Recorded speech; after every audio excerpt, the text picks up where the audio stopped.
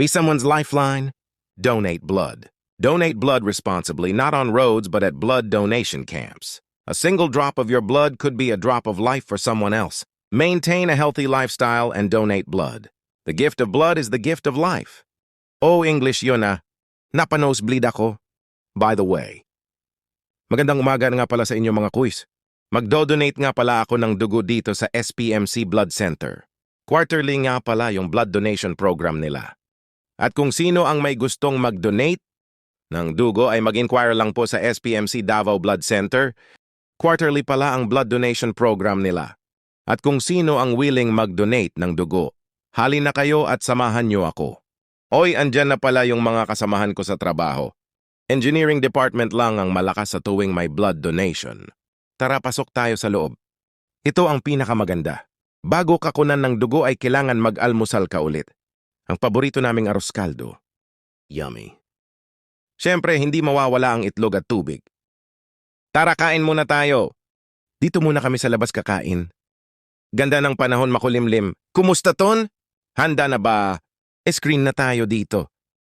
Parang kailan lang ako mag-donate. Ngayon ay galloners na ako. Yehey, congrats to myself. Hehe.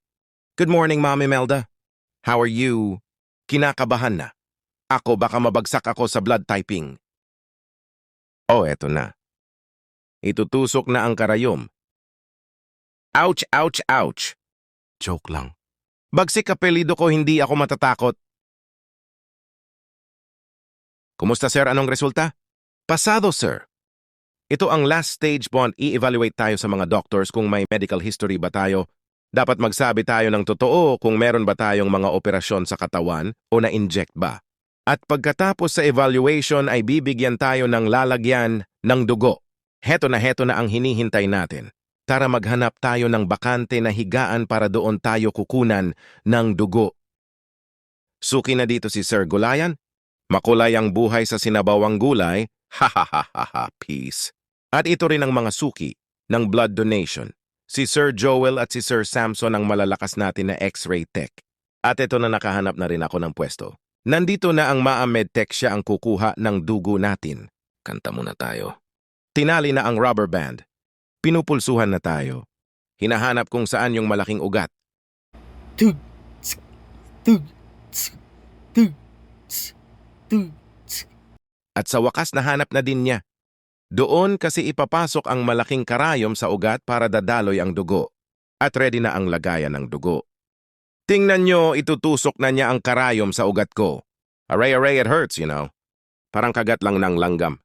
At lumabas na rin ang pari ay dugo pala. At natutuwa ako na makatulong ako sa kapwa ko. Hanggang 500 ml ang limit sa tuwing nagdodonate ako. Malapit na rin mapuno ang bag. At ito na kukunin na ni Maamang karayom sa braso ko. Ang mga EFM boys o nagdodonate rin ng dugo. Saludo ako sa inyo, hindi muna tayo babangon. Magpahinga muna tayo ng ilang minuto para hindi tayo mahilo. Upo lang muna tayo ng ilang minuto bago tumayo. At susunod na bloodletting program ay October 16, 2024. Kaya inote nyo na iyan sa cellphone nyo. At yan bibigyan tayo ng vitamins at kukuha rin tayo ng claim stub para sa pagkain natin. At may hahabol na kumpare ko na si Benvenido si Milhig at si Bibs Bonita. Malalakas natin ng mga electrician sa engineering. Picture tayo para may souvenir sa cheese. Donate blood, save lives. Kuis Elore TV. Follow and share bye-bye.